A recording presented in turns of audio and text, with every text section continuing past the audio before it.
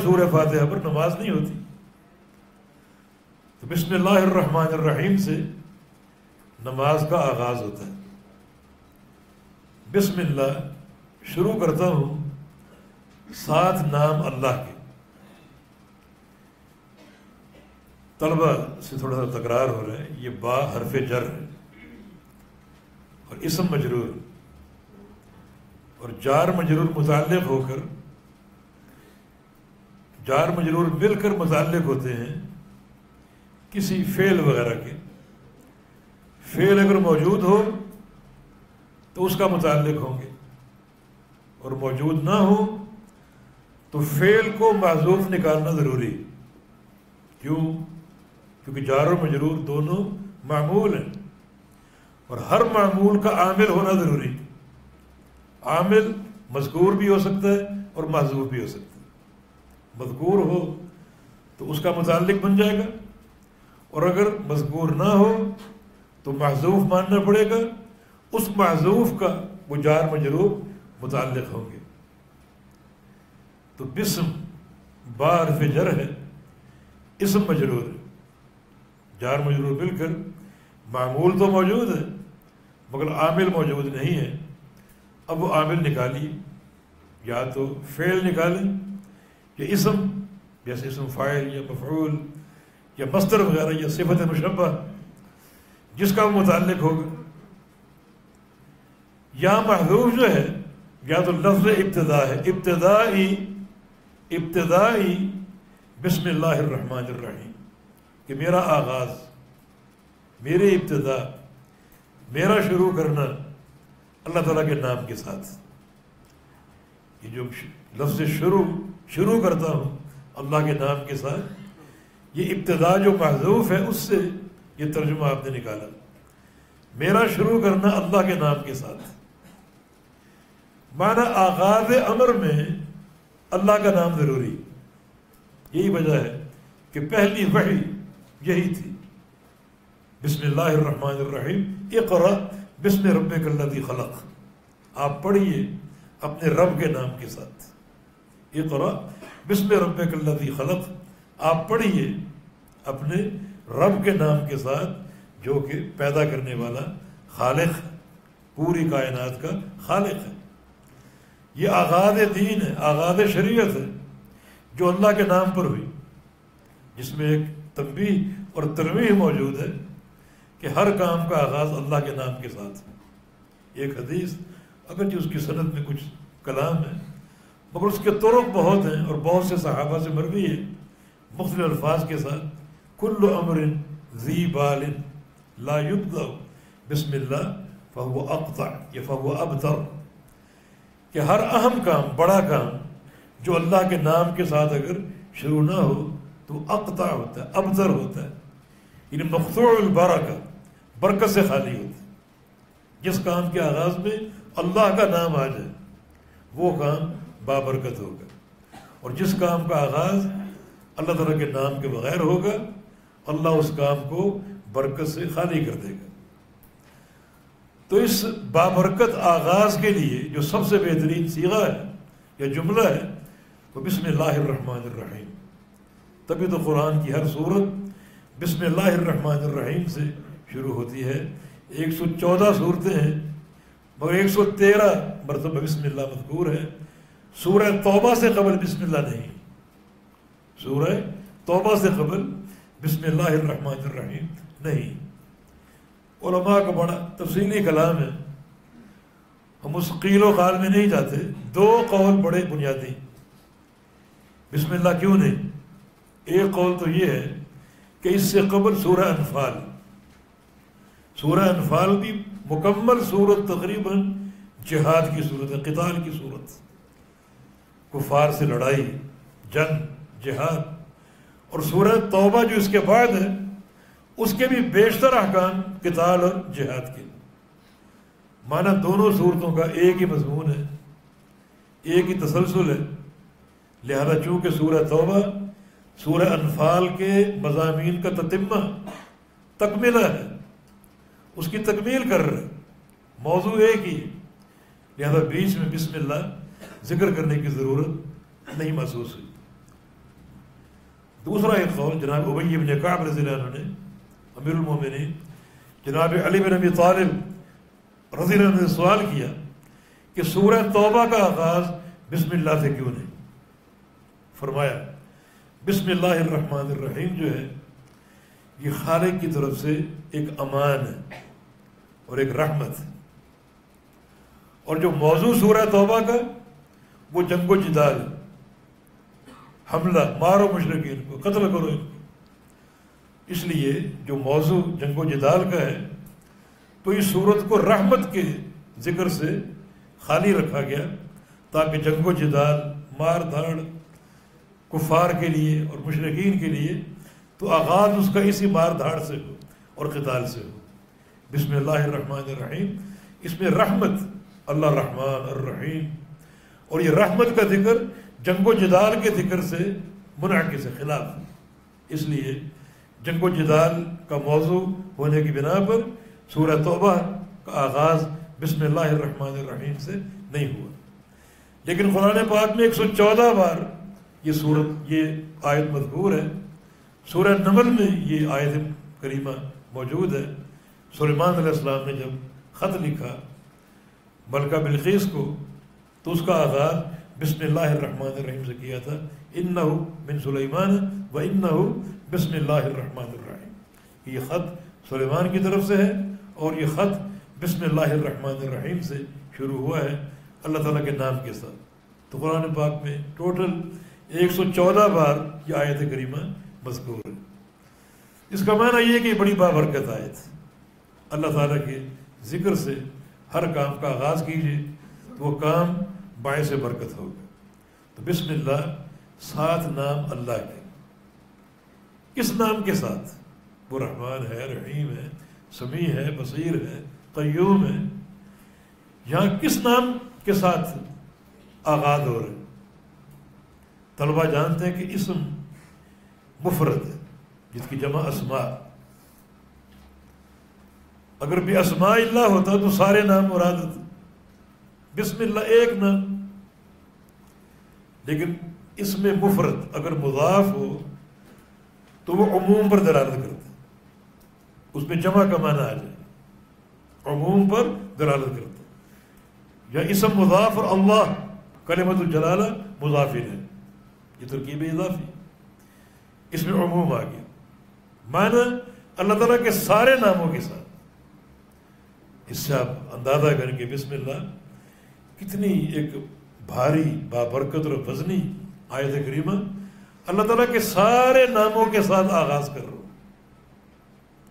قرآن پاک میں وَإِن تَعُدُّوا نِعْمَةَ اللَّهِ لَا تُحْصُوهَا، نعمت واحد ہے نا، نعم اس کی جمع، نعم نعمت ہے، اگر تم اللہ کی نعمت کو شمار کرو تو گن نہیں سکتے، ایک نعمت، نعمہ واحد، یہاں بھی وہی ہے، ایک نعمت نہیں، نعمہ لفظ مفرد ہے اور یہ مضاف ہے، نعمت اللہ، لہذا مراد اللہ تعالیٰ کی ساری نعمتیں۔ تو کلمہ مفرد اگر مضاف ہو تو اس کے معنی میں عموم ہوگا۔ بسم اللہ اسم مضاف اور اللہ مضاف الیہ، تو اس کے معنی میں عموم ہے کہ اللہ تعالیٰ کے سارے ناموں کے ساتھ آغاز کر، تو پھر یہ آغاز بڑا بابرکت ہے، اس میں خالق کائنات کے تمام ناموں کا وسیلہ، واسطہ اور آغاز جو ہے وہ ہو رہا ہے۔ نبی علیہ السلام بعض اوقات ایسی دعائیں کرتے جن میں اللہ تعالیٰ کے ناموں کا وسیلہ ہوتا، بالخصوص ایک دعا مسند احمد کی حدیث سے جو ثابت ہوتی ہے، اس میں سارے ناموں کا ذکر، اللہم انی اسألک بکل اسم هو لک سمیت بہ نفسک او انزلتہ فی کتابک او علمتہ احدا من خلقک او استأثرت بہ فی علم الغیب عندک ان تجعل القرآن ربیع قلبی۔ اے اللہ میں تجھ سے سوال کرتا ہوں تیرے سارے ناموں کے واسطے سے، تمام ناموں کے وسیلے سے۔ آگے 4 چیزیں ان ناموں کی تفصیل، سمیت بہ نفسک، جو نام تو نے اپنے رکھے ہیں، جو بھی نام تو نے اپنے رکھے ان تمام ناموں سے اور ان کے واسطے سے تو اس سے سوال کرتا ہوں. او انزلتہ فی کتاب، جو نام تو نے اپنی کتاب میں اتارے، قرآن میں، حدیث میں، ان ناموں کے واسطے سے بھی تو اس سے سوال کرتا ہوں. او علمتہ احدا من خلقک، یہ جو نام تو نے قرآن یا حدیث میں نہیں اتارے مگر کسی اپنے خاص بندے کو تعلیم فرما دی، خاص تعلیم فرما دی، ان ناموں کے واسطے سے سوال کرتا ہوں. اور چوتھی چیز کیا ہے؟ اب استأثرت بھی فی علم الغیب عندک، ان ناموں کے واسطے سے بھی جو اب تک تیرے خزانہ غیب میں. اب آپ اندازہ کریں اللہ تعالیٰ کے نام کتنے ہیں، اور بسم اللہ الرحمن الرحیم ان تمام ناموں کا واسطہ اللہ تعالیٰ کو پیش کر رہی. حدیث میں آتا ہے جب قیامت قائم ہوگی اور لوگ شفاعت کا مطالبہ کریں گے نبی علیہ السلام سے، آپ جا کر سجدے میں گر جائیں کہ شفاعت میرا مقام ہے، میں شفاعت کروں گا تاکہ حساب و کتاب شروع ہو. سجدے میں گر جائیں.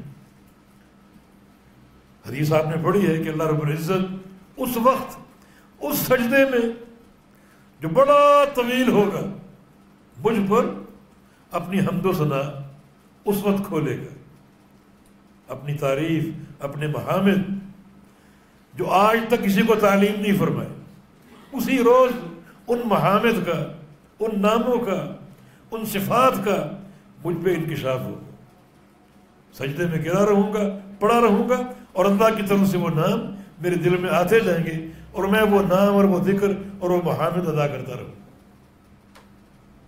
جو اللہ کے خزانہ غیب میں اب تک قیامت کے دن سامنے آئیں گے. بسم اللہ تمام ناموں کا واسطہ جو قرآن میں ہے ان کا، حدیث میں ان کا، اور جو اللہ تعالیٰ نے کسی کو تعلیم دے دی ہے ان کا، اور جو نام اب تک اس کے خزانہ غیب میں قیامت کے دن اللہ رب العزت اپنے پیغمبر کے قلب پر ان ناموں کو جاری فرمائے گا، ان کا بھی واسطہ. بسم اللہ ان تمام ناموں کے ساتھ آغاز کر رہا ہوں، شروع کر رہا ہوں. اس تفصیل کا مقصد یہ ہے کہ ہم بسم اللہ پڑھتے رہتے ہیں کسی توجہ کے بغیر، لیکن آج جو تفصیل سامنے آئی اس تفصیل کا استحضار رکھیں کہ بسم اللہ کہہ کر میری کیا مراد ہے، میں کیا چاہتا ہوں. اللہ تعالیٰ کی جناب میں اس کے تمام ناموں کا واسطہ پیش کر رہا ہوں، اور تمام ناموں کے واسطے سے، وسیلے سے جو اللہ تعالیٰ کو پیش کیے ہیں اپنے کام کا آغاز کر رہا ہوں. جب یہ الفاظ ہوں گے اور یہ معنی کا استحضار ہوگا تو یقیناً اس کام میں بڑی برکت ہوگی. بسم اللہ ہے، 7 نام اللہ کے، مراد عموم تمام نام. الرحمن جو کہ رحمان ہے اور رحیم ہے. اس سورہ مبارکہ میں اللہ رب العزت کے 3 ناموں کا ذکر. ایک اس کا ذاتی نام اللہ، دوسرے 2 نام اس کے صفاتی الرحمن الرحیم. اللہ اس کی ذات کا علم ہے اور یہ کائنات کا سب سے بڑا علم ہے. علم کا معنی نام، یہ کائنات کا سب سے بڑا علم ہے. ایسا علم جس کے معنی کی گہرائی تک کوئی نہیں پہنچ سکتا. پوری دنیا ایک طرف ہو، جن ہو، فرشتے ہو، انسان ہو، علماء ہو، شعراء ہو، انشاء پرداز ہو، اور سب مل کر اللہ لفظ الجلالہ اس کے معنی نکالنا شروع کریں، غور و فکر شروع کریں تو اس کی تہ تک نہیں پہنچ سکتے. اللہ اس کی تمام صفات کا یہ مجمع ہے. آپ نے عقیدے کے کتب میں پڑھا ہوگا اللہ کی تعریف. اللہ علم لذات الواجب الوجود، لذات الواجب الوجود المستجمع لجميع صفات الکمال، المستجمع لجميع صفات الکمال. اللہ کیا ہے؟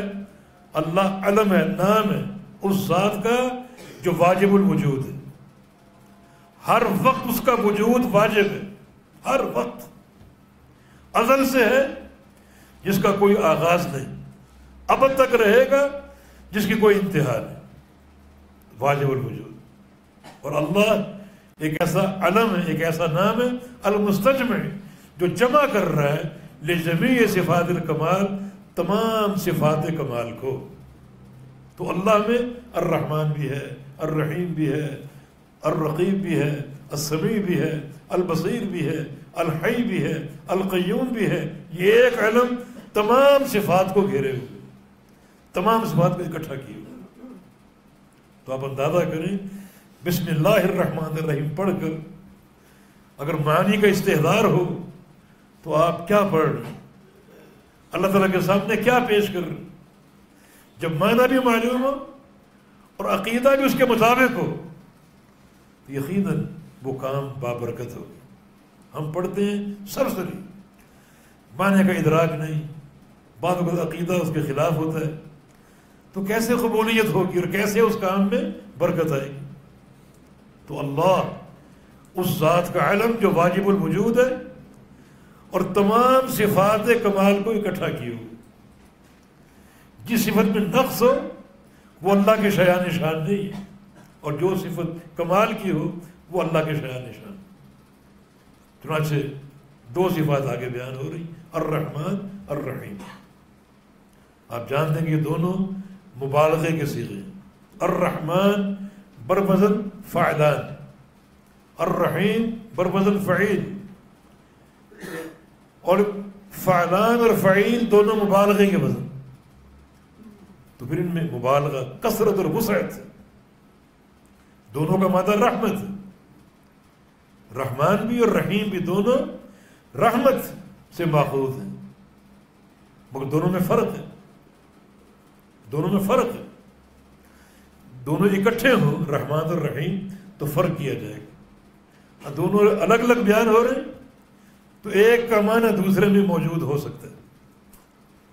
لغت عرب میں ایسے بہت سے مترادفات ہیں، اذا اجتمع افترق واذا افترق اجتمع، اکٹھے ہوں تو ان میں فرق ہوگا، اور اگر الگ الگ استعمال ہو تو دونوں اکٹھے ہو سکتے ہیں، دونوں کا معنی ایک ہو سکتا ہے۔ یہاں الرحمن الرحیم دونوں کا ذکر اکٹھا ہوا ہے کہ اللہ رحمان بھی ہے اور رحیم بھی۔ پہلے مبالغہ، مبالغے میں کثرت اور وسعت کا معنی ہوتا ہے۔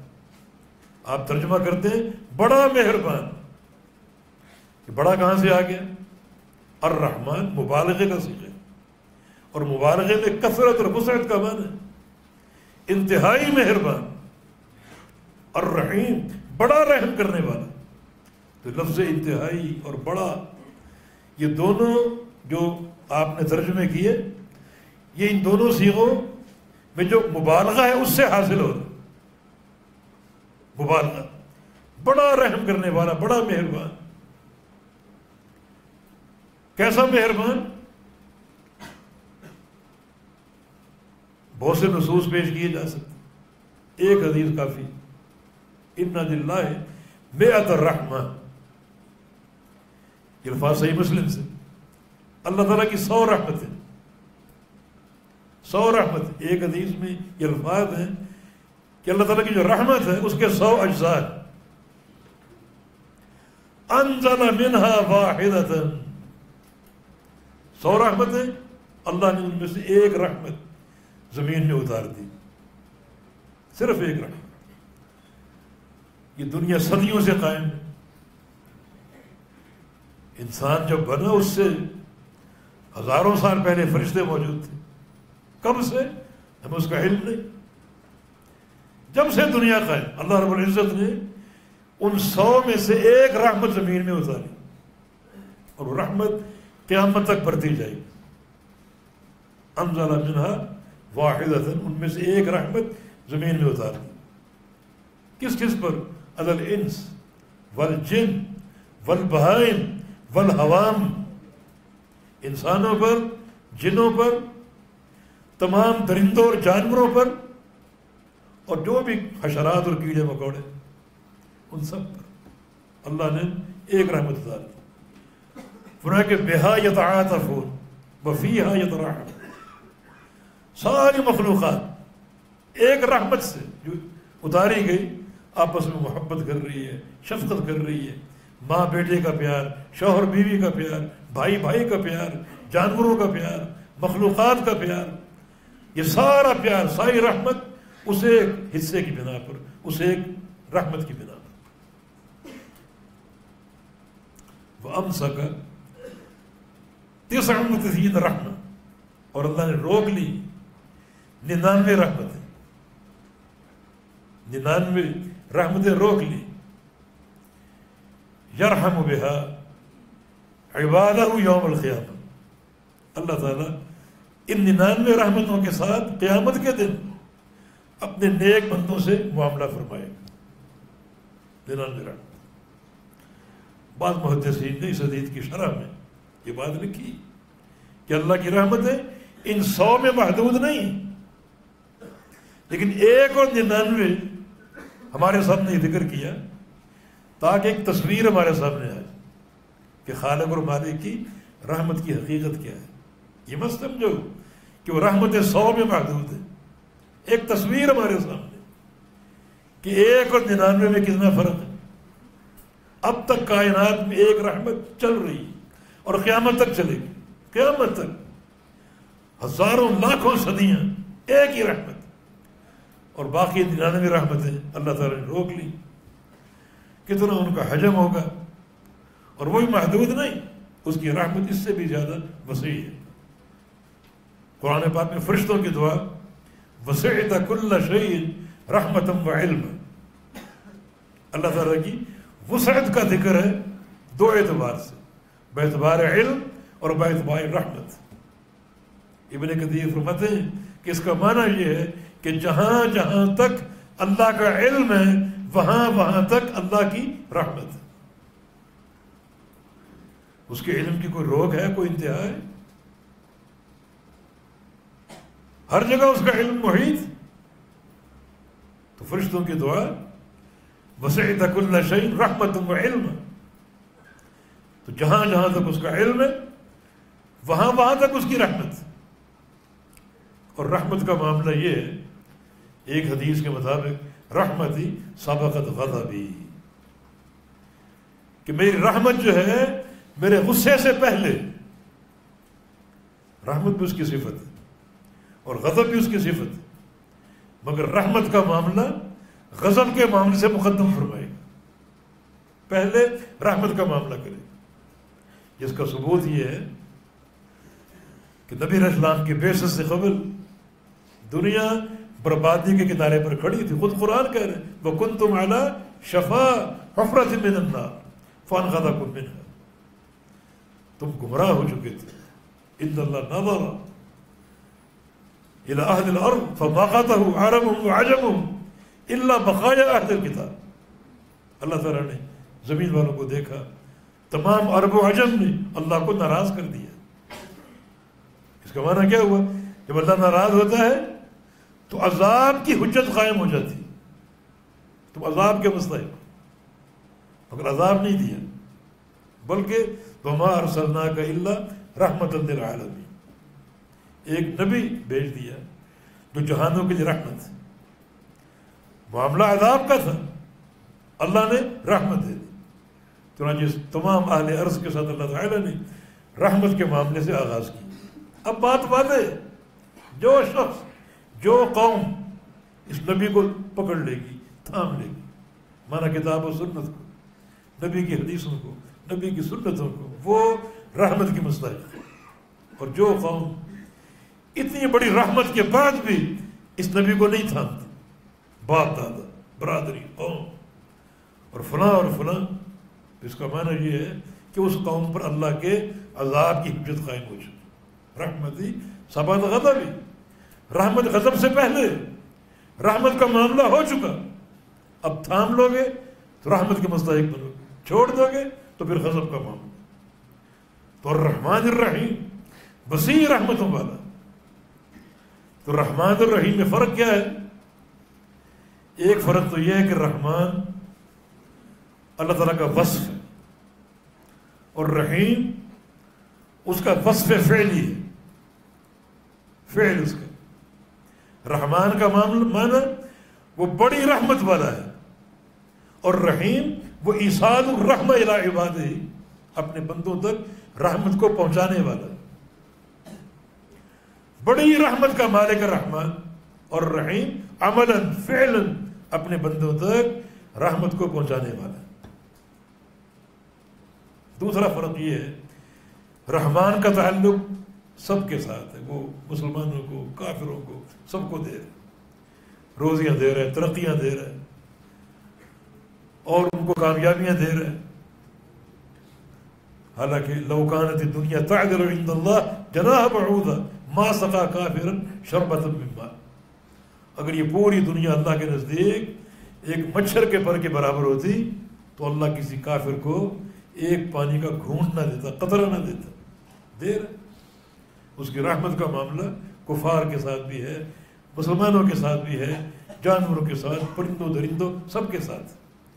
مگر جو رحیم کی رحمت ہے، یہ رحمت خاصۃ بالمؤمنین یوم القیامہ، یہ مومنین کے ساتھ خاص، جس کا اظہار مومن بندوں پر قیامت کے دن ہوگا، اور ایسا اظہار ہوگا کہ اس کی گناہ اور اس کی انتہا تک کوئی پہنچ نہیں سکتا، جس کا ایک ہلکا سا مظہر کیا ہے کہ جو سب سے آخر میں جنت میں داخل ہوگا، حدیث کے مطابق اس کو جتنی زمین ہے اتنا اور 10 گنا اور ملے گا، اس کی رحمت کے مظاہر۔ کیا اس کی حقیقت ہے، کیا اس کی وسعت ہے۔ نبی علیہ السلام کی حدیث ہے کہ جہنمی جہنم میں ڈال دیے جائیں گے مگر جہنم کا پیٹ نہیں بھرے گا، حتیٰ کہ اللہ رب العزت اپنا قدم مبارک رجل جہنم میں داخل کرے گا، جس وہ سبڑ جائے گی اور قط قط کہے گی بس بس بس بھر گیا۔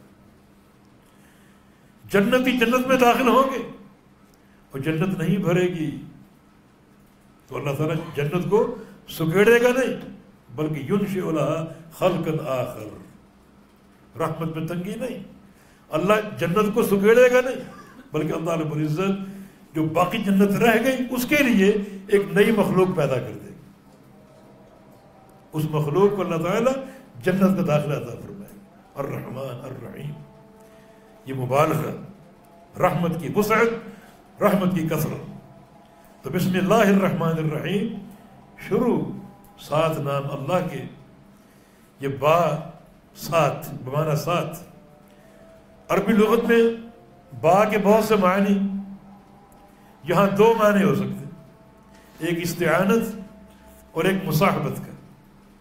مصاحبت کا معنی مصحوبا بالبرکہ، اور مستعینا مدد طلب کرتے ہو، اللہ کے نام کی مدد کے ساتھ، اگر با استعانت ہو، اور اگر با برائے مصاحبت ہو تو اللہ کے نام کی برکت کے ساتھ، دونوں معنی درست ہیں۔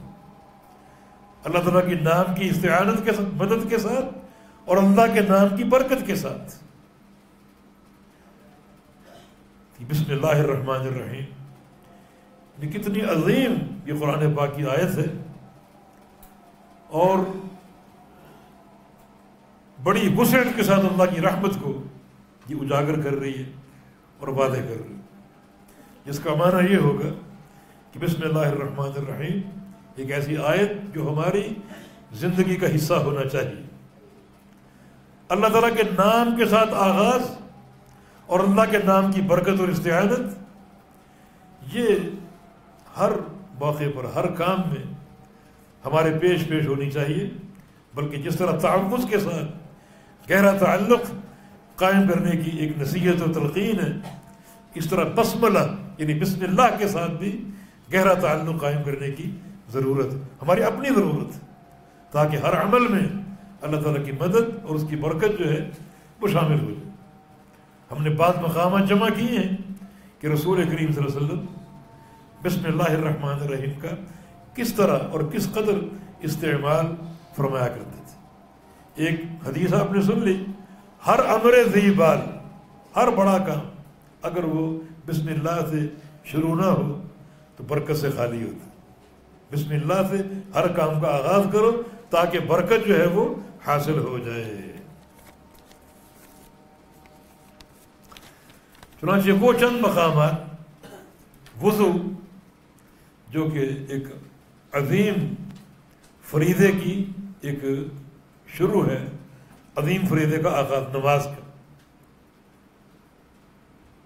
اللہ تعالیٰ بسم اللہ کے بغیر، اللہ تعالیٰ کے ذکر کے بغیر جو وضو جو ہے وہ قبول نہیں کرتا.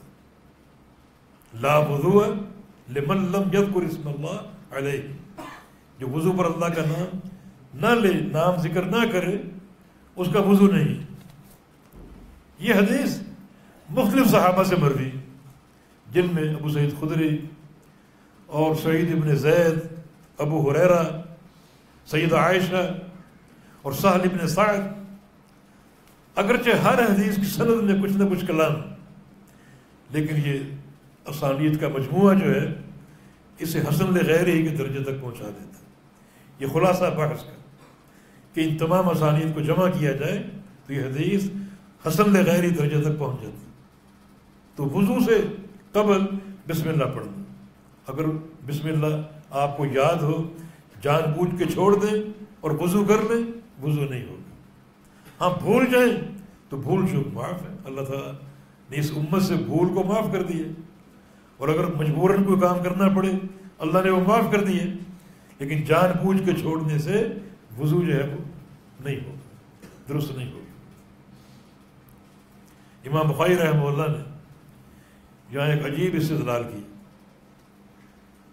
وضو سے قبل بسم اللہ کا باب تو قائم کیا، مگر صحیح حدیث جو ان کی شرط پر ہو وہ موجود نہیں. امام بخاری نے کیا کیا؟ ایک حدیث ذکر کی جس میں جماع سے قبل بسم اللہ پڑھنے کا ذکر، کہ نبی علیہ السلام جماع سے قبل اپنی بیوی سے ہم بستری سے قبل بسم اللہ پڑھا کرتے تھے. یہ امام بخاری کا استدلال ہے وضو کے لیے. وجہ استدلال یہ ہے کہ جماع ایک بہیمی عمل ہے جس میں انسان اپنی شہوت کی تسکین کرتا ہے، اپنی خواہش کی تسکین کرتا ہے، جبکہ وضو برائے نماز ایک روحانی عمل. جب نبی علیہ السلام ایک بہیمی عمل سے قبل بسم اللہ پڑھا کرتے تھے تو روحانی عمل سے قبل لا محالہ اور ضرور بسم اللہ پڑھنی چاہیے. امام بخاری کا فہم اور ان کی فقہ، جب بہیمی عمل سے قبل بسم اللہ ہے تو روحانی عمل وضو جس کے بعد آپ نے نماز پڑھنی ہے تو اس سے قبل بسم اللہ بھی انتہائی موقد ہوگی اور ضرور ہوگی. تو وضو سے قبل بسم اللہ یہ پیارے پیغمبر کی تعلیمات میں اور آپ کی سیرت طیبہ کا حصہ. اس طرح قراءۃ الفاتحہ اور قرآن کی تلاوت کا آغاز بسم اللہ الرحمن الرحیم سے، اور خاص طور سورہ فاتحہ. ہم نے عرض کیا کہ اس کے بغیر جو ہے وہ نماز نہیں ہوگی، کیونکہ بسم اللہ الرحمن الرحیم سورہ فاتحہ کی ایک آیت ہے. ادھوری سورہ فاتحہ سے نماز قابل قبول نہیں، مکمل پڑھنا ضروری. تو چونکہ آیت کریمہ ہے سورہ فاتحہ کی تو اس کو پڑھے بغیر نماز نہیں ہوگی. اسی نماز میں بھی قرأت کا آغاز بسم اللہ الرحمن الرحیم سے ہونا چاہیے، جہرن ہو یا سرن ہو، بلند آواز سے یا آہستہ آواز سے. اس میں امت کا اختلاف ہے. روایتیں استدلال دونوں طرف موجود ہیں، اس لیے بہت سے علماء اور محدثین نے وسعت کا قول اختیار کیا ہے کہ کبھی جہرن پڑھے اور کبھی سرن پڑھے. جو لوگ جہرن کا مطلقاً انکار کرتے ہیں وہ غلطی پر ہے، کیونکہ جہر کی حدیثیں موجود ہیں. ام سلمہ کی حدیث ہے، وہ کہتے ہیں کہ اللہ کے نبی کی قرات کیسی تھی، یعنی کان یقطع آیتن آیت، آپ ایک ایک آیت کو کاٹ کے پڑھتے تھے، ہر آیت پر ٹھہرتے تھے اور وقف کرتے تھے. انہوں نے پڑھ کے سنائی. کیسے پڑھتے تھے؟ بسم اللہ الرحمن الرحیم، پھر ٹھہرتے، الحمدللہ رب العالمین، پھر ٹھہرتے، الرحمن الرحیم پڑھتے پھر ٹھہرتے. اور پیارے پیغمبر کا سورہ فاتحہ پڑھنا، لوگوں کا سننا، یہ نماز کے اندر. تو انہوں نے بسم اللہ جہر سے پڑھی تھی ام سلمہ نے. اور جناب انس رضی اللہ عنہ ان سے پوچھا گیا کہ کیف کان قراءۃ النبی صلی اللہ علیہ وسلم قال کان مدا، اللہ کے نبی کی قراءت کیسی تھی؟ میں کہ مد، آپ پڑھتے تھے آیتوں کو کھینچ کھینچ کے۔ راوی نے پوچھا کہ پڑھ کے بتائیں، فرمایا کہ بسم اللہ الرحمن الرحیم، اللہ کو کھینچتے، الرحمن کو کھینچتے، الرحیم کو کھینچتے، الحمدللہ رب العالمین، پھر اللہ کو کھینچتے اور رب العالمین کو کھینچتے، یعنی اس طرح مدن آپ کی قرات ہوتی تھی۔ جناب انس نے بھی نبی علیہ السلام کی جو قرات کی حکایت کی، بسم اللہ جہر سے پڑھی۔ باقی یہ تفصیل کا محل نہیں ہے، جب وسعت ہے یعنی کبھی جہرن پڑھ لیں اور کبھی سرن پڑھ لیں، لیکن جو لوگ جہر کو غلط کہتے ہیں وہ شدید غلطی کا شکار ہے۔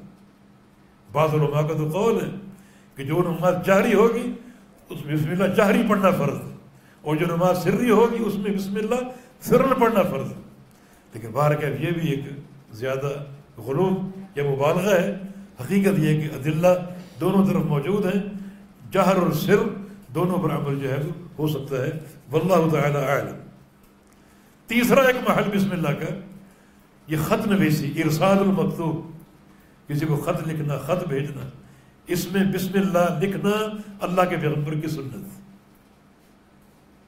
حتیٰ کہ نبی علیہ السلام نے کفار کو خط لکھا اور آغاز بسم اللہ الرحمن الرحیم سے کیا۔ آپ کا وہ خط جو آپ نے والی شام کو لکھا، سلطنت روما کے فرما روا ہرقل کو لکھا، وہ خط کتابوں میں موجود ہے۔ کیا تھا وہ؟ بسم اللہ الرحمن الرحیم من محمد عبد اللہ ورسولہ الی ہرقل عظیم الروم اسلم تسلم۔ بسم اللہ سے آغاز، محمد کی طرف سے جو اللہ کے بندہ اور رسول ہے، ہرقل کی طرف جو کہ عظیم الروم، روم کا سردار ہے اور روم کا بڑا انسان، آپ نے اس کا اکرام کیا۔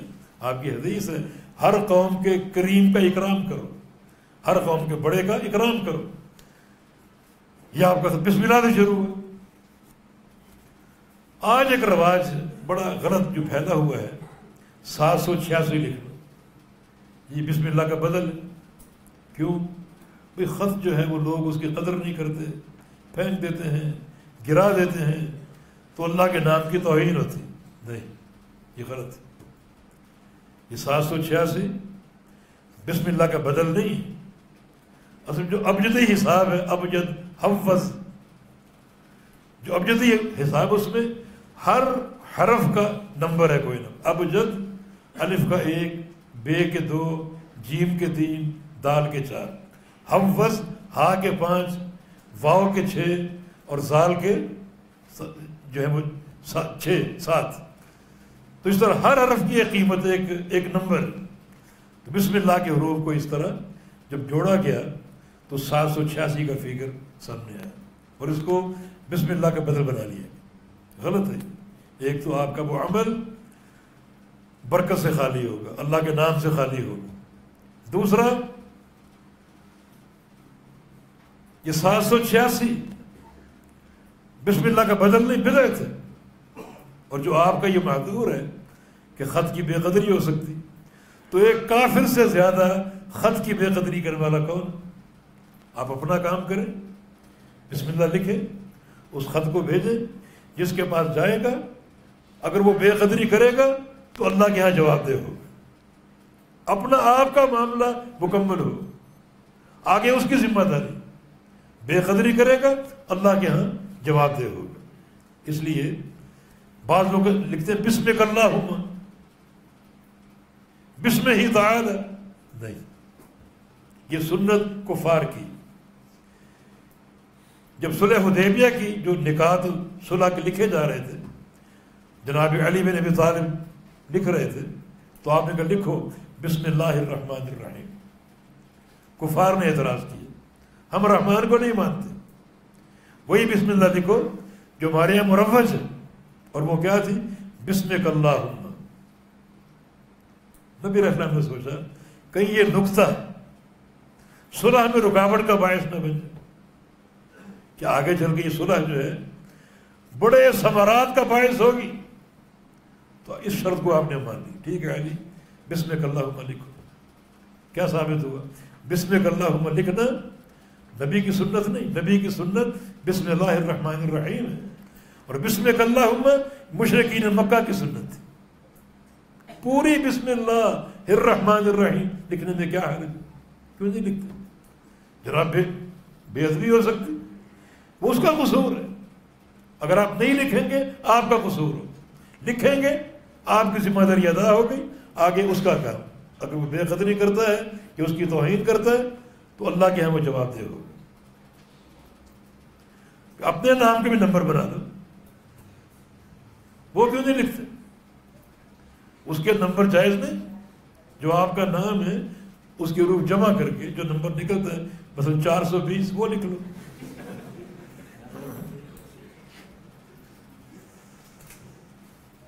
اللہ کے نام کے ساتھ یہ سلوک کیوں؟ لہذا سنت جو ہے نبی علیہ السلام کی مکاتیب بھیجنے میں، خطوط ارسال کرنے میں بسم اللہ الرحمن الرحیم کا استعمال، تاکہ جو بھی خط کا مضمون ہے بعد کا دعوت پر مشتمل ہو سکتا ہے وہ بابرکت ثابت ہو اور بات دل میں اتر جائے. اللہ کے پیارے بے وہ دم کرتے تھے، بسم اللہ سے دم کا آغاز کرتے تھے.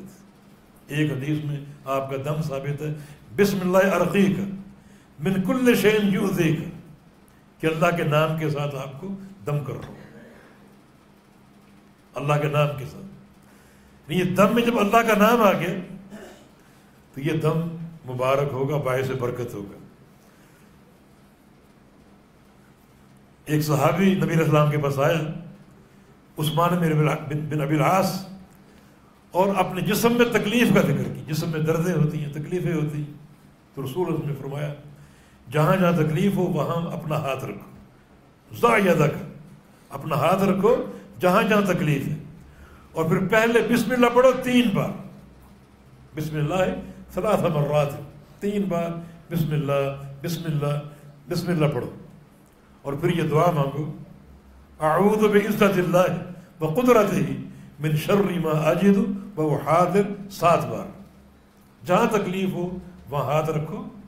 یہ ہاتھ کا مس اس لیے بابرکت ہے کہ آپ کچھ پڑھ رہے ہیں، جب پڑھنا ہو اور ہاتھ کا مس بھی ہو تو یہ دوہری برکت، یہ دوہری برکت.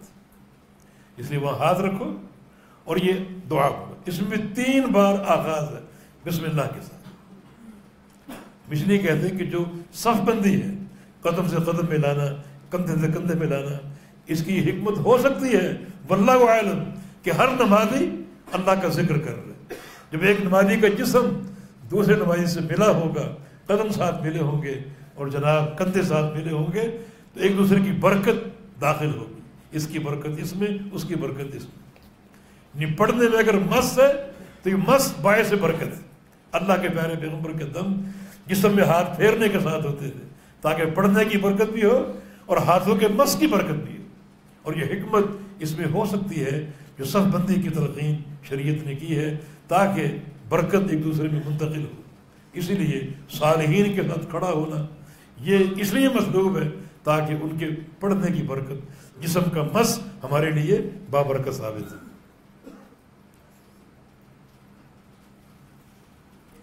جب شام کا وقت ہو 3 کام کرنے کی شریعت نے تلقین کی. غروب آفتاب سے قبل ارواح خبیثہ پھیل جاتی. نبی علیہ السلام کی ہدایت ہے کہ بچوں کو بند رکھو، باہر نہ نکلنے. اور 3 تلقینیں آپ نے کی ہیں. ایک اوقو بسم اللہ، جو گھروں کے مشکیزیں ہیں ان کا منہ بند کر دو بسم اللہ پڑھ کر. دوسرا اغلق الابواب بسم اللہ، بسم اللہ پڑھ کر دروازے بند کر دو. اور تیسرا آپ نے فرمایا جو غط الآنیہ بسم اللہ، جو گھروں کے برتن ہیں انہیں بھی ڈھانپ دو بسم اللہ پڑھ کر. یہ 3 عمل غروب آفتاب سے قبل کرنے کی تلقین. جب شیطان اور یہ بدروحیں دیکھیں گی گھر کا دروازہ بند ہے اور بسم اللہ کے ساتھ بند ہے، برتن ڈھکا ہوا ہے اور بسم اللہ کے ساتھ ڈھکا ہوا ہے، مشکینوں کے منہ بند ہے بسم اللہ کے ساتھ، تو اس گھر میں جو شیطانی اثرات ہیں وہ داخل نہیں ہوں گے۔ بسم اللہ کا کردار کہ اپنے گھروں کو، دروازوں کو، برتنوں کو، مشکیزوں کو بند کرو بسم اللہ پڑھ کر۔ بسم اللہ کا کردار، ہم چونکہ اس مسئلے سے غافل ہیں، اس پر عمل نہیں ہوتا، اس لیے اکثر گھروں میں شیطانی اثرات جو ہیں وہ پائے جاتے ہیں۔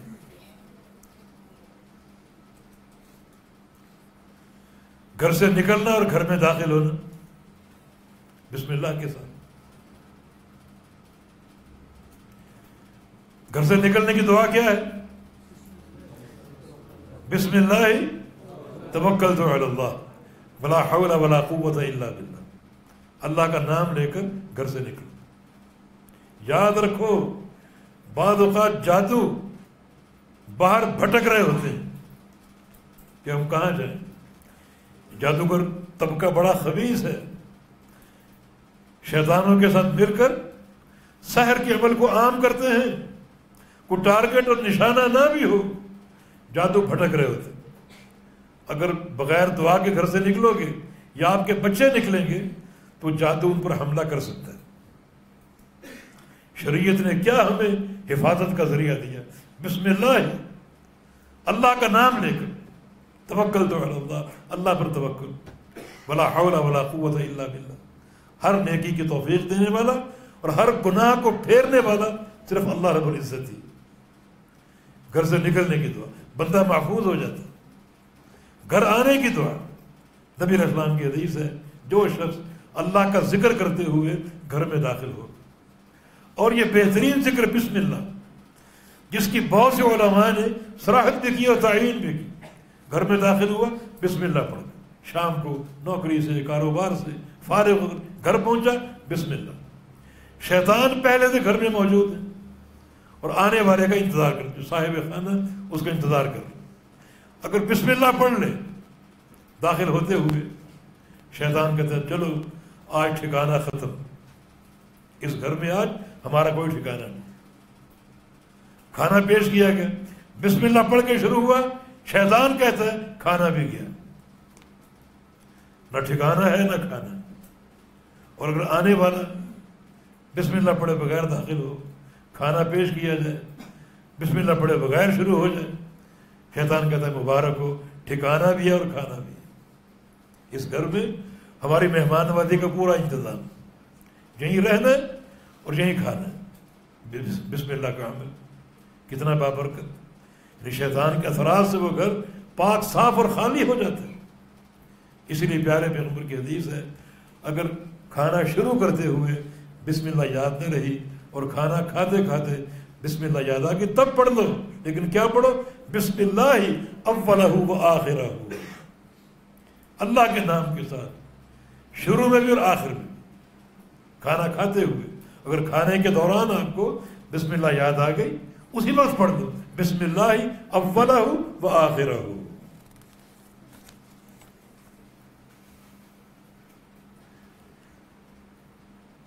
اور فرمایا کہ من لم یذبح فلیذبح علی اسم اللہ، جس نے جانور ابھی تک ذبح نہیں کیا وہ اللہ کا نام لے کر ذبح کرتا۔ ذبیحہ ایک بڑی مقدس عبادت ہے، ذبح کرنا اللہ کے نام کے لیے، بالخصوص عید کے موقع پر، حج کے موقع پر اس قربانی کو بڑی اہمیت اور حیثیت دی گئی۔ حتیٰ کہ نبی علیہ السلام کی حدیث ہے افضل الحج السج والعج، سب سے بہترین حج کس کا ہے؟ السج والعج، جو اچھی قربانی کرے اور بلند آواز سے تلبیہ پڑھے، بلند آواز سے اللہ کا ذکر کرے، اس کا حج سب سے بہترین۔ تو قربانی کے عمل کو ایک بڑا مقدس عمل قرار دیا گیا۔ انا اعطیناک الکوثر فصل لربک وانحر، ہم نے آپ کو کوثر دیا ہے، ایک عظیم الشان نعمت۔ قیامت کے دن پیغمبر کا حوض جب پورے میدان محشر میں کہیں ایک قطرہ پانی کا نہیں ہوگا، وہ حوض کوثر ایک عظیم الشان نعمت۔ اس کا شکر ادا کرو، کیسے؟ دو عمل کرے گے، اپنے رب کے لیے نماز پڑھیے، اپنے رب کے لیے قربانی دیجیے۔ قربانی ایک بڑا افضل عمل، تو اللہ کے نام کے ساتھ بسم اللہ واللہ اکبر، بسم اللہ اللہ اکبر، اللہ کے نام کے ساتھ بسم اللہ پڑھ کر جانور ذبح کرو۔ کچھ لوگ شکاری ہوتے ہیں، شکاری کتا ساتھ ہوتا ہے، فرمایا اس کو بسم اللہ پڑھ کے چھوڑو۔ شکاری کتا نہیں، تیر ہے یا وہ بندوق سے نشانہ لے رہا ہے، فرمایا بسم اللہ پڑھ کے نشانہ لے لو۔ قربان اس جانور کے حلال ہونے کی، شکار کے حلال ہونے کی دو شرطیں، ما انہر الدم وذکر اسم اللہ علیہ، اگر خون نکل آئے اور اس پر اللہ کا نام ہو وہ حلال ہو گیا، خون بہنا چاہیے۔ اگر خون نہیں بہا، آپ نے گولی ماری اس کو، خون نہیں بہا، جانور مرا ہوا ہے، ہو سکتا ہے وہ گولی اس کو چپٹی لگی ہو جس سے وہ گھٹ کے مر گیا ہو، کہ تیر آپ نے پھینکا ہو، اس کی نوک جسم میں داخل نہ ہوئی ہو بلکہ چپٹا جا کر تیر لگا تو وہ گھٹ کے مر گیا، خون نہیں نکلا، وہ حلال نہیں۔ خون نکلے اور بسم اللہ پڑھی جائے۔ صحابہ نے پوچھا اگر ہم بسم اللہ پڑھ کر جانور اپنا تیر برساتے ہیں یا کتا چھوڑتے ہیں اور جب شکار تک پہنچے دوسرا کتا بھی ساتھ شامل، پھر وہ حلال نہیں۔ ہو سکتا ہے اس کو مارنے والا دوسرا کتا جس پر بسم اللہ نہیں پڑھی گئی۔ آپ نے شکار کب کھانا ہے کہ بسم اللہ پڑھ کر آپ نے چھوڑا ہو۔ صحابہ نے پوچھا یا رسول اللہ سے اگر ہم بسم اللہ پڑھ کے جو ہے وہ کتے کو بھیج دیں، کتے نے پکڑ لیا اور خود کھا رہا ہے، فرمایا نہیں، تمہاری بسم اللہ اس شکار کے لیے، تمہارے لیے تھی، مانا کتے نے پکڑا ضرور مگر اپنے لیے، تمہارے لیے نہیں، اور تمہاری بسم اللہ تم تک محدود تھی، اس کو تم نہیں کھا سکتے۔ تو بسم اللہ کی برکتیں، بسم اللہ کا مقام، اسی طرح سوتے ہوئے اللہ کا ذکر کرتے ہوئے سونا، بسمک اللہم احیا و اموت، یا اللہ بسم اللہ کے ساتھ میں زندہ ہوتا ہوں اور مرتا ہوں۔ جاگنا زندہ ہونا ہے اور مرنا موت میں داخل ہو جانا، یہ بھی ایک موت کی شکل۔ روح اللہ قبض کر لیتا ہے، جب اٹھتا ہے تو اللہ تعالیٰ اس کو لوٹا دیتا ہے۔ روح کا عمل بہت تیز ہے، بہت تیز۔ کوئی سویا ہوا انسان وہ مرا ہوا ہے، آپ نے ذرا سا ہلایا اٹھ گیا، اتنے سے وقفے سے روح اس میں داخل ہو گئی۔ بسمک اللہم اموت و احیا، اور اللہ کے پیارے پیغمبر جب بستر پر جاتے یہ دعا بھی پڑھتے، بسمک اللہم وضعت جنبی وبک ارفعہ، کہ یا اللہ تیرے نام کے ساتھ اپنے اس پہلو کو اور جسم کو بستر پہ لگا رہا ہوں اور تیرے نام کے ساتھ ہی اٹھاؤں گا، تیرے نام کے ساتھ ہی اٹھاؤں گا۔ ان امسکت نفسی فرحمھا، جب سو جاؤں گا تو میری روح تیرے پاس ہو، اگر تو نے اس کو روکنے کا فیصلہ فرما لیا تو اس پر رحم فرمانا۔ وَإِنْ أَرْسَلْتَهَا فَاحْفَظْهَا بِمَا تَحْفَظُ بِهِ عِبَادَكَ الصَّالِحِينَ، اور اگر تو نے لوٹانے کا فیصلہ فرما دیا تو اس کی حفاظت فرمانا۔ تو اللہ کے پیارے پیغمبر کی نیند بسم اللہ کے ساتھ اور اللہ کے ذکر اور اللہ کے نام کے ساتھ۔ باقی آپ نے سن لیا کہ جماع کے وقت بھی آپ بسم اللہ پڑھتے تھے، حتیٰ کہ نبی اسلام کی حدیث ہے بسم اللہ پڑھی اور ساتھ یہ دعا پڑھ لی، اللہم جنبنا الشیطان وجنب الشیطان ما رزقتنا، یہ دعا پڑھ دی۔ اگر اس عمل کے نتیجے میں اللہ تعالیٰ نے اولاد لکھی ہوئی ہے تو لم یضرہ الشیطان، اس کو شیطان نقصان نہیں پہنچا سکے، شیطان کے نقصان سے محفوظ رہے گی اگر یہ دعا پڑھ دی۔ اس نقصان کا معنی کیا ہے؟ کچھ علماء نے کہا ہے کہ مطلقاً اس کو شیطان نقصان نہیں پہنچا سکے گا، مگر یہ معنی غلط۔ معنی یہ ہے کہ عند الولادہ، پیدائش کے وقت شیطان اس کو نقصان نہیں پہنچا سکے گا، کیونکہ شیطان دشمن ہے، ہر بندے کے ساتھ گمراہ کرنا، وسوسے کرنا اس کی فطرت، وہ یہ کام کرے گا۔ تو مطلقاً نقصان کی نفی نہیں ہے، بلکہ عند الولادہ جو نقصان کے خدشات ہوتے ہیں ان اثرات سے بچہ محفوظ رہے گا۔ میت کو قبر میں اتارتے ہوئے بسم اللہ وعلی ملت رسول اللہ، یہ حدیث بھی مقبول ہے، اللہ کے نام کے ساتھ اور اللہ کے پیغمبر کی ملت پر اور آپ کی شریعت پر۔ اسی طرح نبی علیہ السلام کی جامع دعا بسم اللہ الذی لا یضر مع اسمہ شیء فی الارض ولا فی السماء، اللہ کے نام کے ساتھ اس کو معمول بنائیں کہ اس نام کے ساتھ آسمان و زمین کی کوئی چیز نقصان نہیں پہنچا سکتی۔ ایک عجیب دعا ہے، ایک ہے بسم اللہ الرحمن الرحیم، اور ایک یہ دعا بسم اللہ الذی لا یضر مع اسمہ شیء فی الارض ولا فی السماء وهو السمیع العلیم، اس اللہ کے نام کے ساتھ کہ جس کے نام کے ساتھ آسمان و زمین کی کوئی چیز نقصان نہیں پہنچا سکتی۔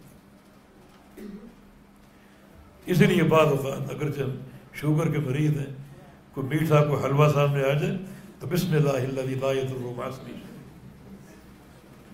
وہ مولانا ابراہیم کمیر کوئی رحمہ اللہ فرماتے تھے کہ بسم اللہ کے دو قسمیں، ایک ہے صحت مندوں کے لیے اور ایک ہم بیماروں کے لیے۔ صحت مندوں کی بسم اللہ الرحمن الرحیم، ہم بیماروں کی بسم اللہ یہ بسم اللہ الذی لا یضر مع اسمہ شیء فی الارض ولا فی السماء۔ تو ان تمام نصوص سے کیا ثابت ہو رہا ہے کہ بسم اللہ کا ہماری زندگی میں کیا کردار، دن ہو رات ہو کسی عمل کا آغاز ہو، بسم اللہ سے آغاز کتنا بابرکت ہوگا اور کتنا مبارک ہوگا۔ تو یقیناً یہ تعوذ کی طرح بسملہ جو ہے ہماری زندگی میں داخل اور شامل ہوتا ہے۔ تھوڑی سی مباحث باقی ہیں، وقت میرا خیال زیادہ ہو گیا، انشاءاللہ اگلے پروگرام میں الحمدللہ رب العالمین ہم سورہ فاتحہ جو ہے جس کا آغاز کر دیا گیا ہے اس پر آگے چلیں گے انشاءاللہ۔ اور یہ بتا دوں صرف سورہ فاتحہ تک یہ تھوڑی سی تفصیل میں زیادہ کر رہا ہوں، سورہ فاتحہ کے بعد انشاءاللہ جب قرآن کی تفسیر شروع ہوگی تو انشاءاللہ اس میں اختصار سے ہم کام لیں گے تاکہ جلد یہ تفسیر مکمل ہو جائے۔ واللہ تعالی ولی التوفیق، وصلی اللہ علی نبینا محمد وعلی آلہ وصحبہ اجمعین، وآخر دعوانا الحمدللہ رب العالمین۔ بارک اللہ فیک۔ کچھ اعلانات ہیں۔ الحمدللہ اس عظیم تفسیر کے دورے کا آغاز ہو گیا ہے اور الحمدللہ تعالی کراچی کے